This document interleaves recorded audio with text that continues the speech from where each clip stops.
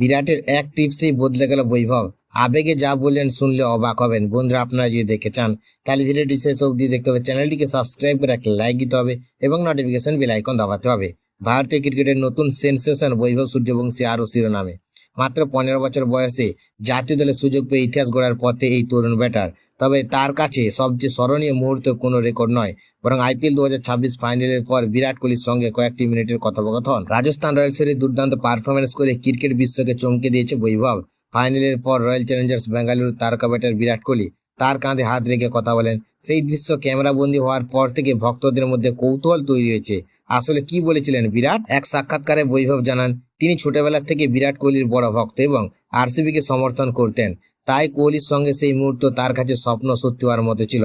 বৈভব বলেন, বিরাট একজন সুপারস্টারের মতো নয়, বরং ভাইয়ের মতো করে তাকে পরামর্শ দিয়েছেন। কোহলি তাকে বলেছেন, এখানে থেমে গেলে চলবে না, আরও অনেক দূরে যেতে হবে। কঠোর পরিশ্রম ও আত্মবিশ্বাসের উপর ভরসা রাখতে হবে।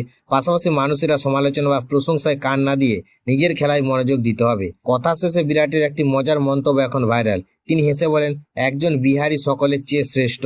আর সেই কথায় হাসিতে ফেটে পড়ে বৈভবও।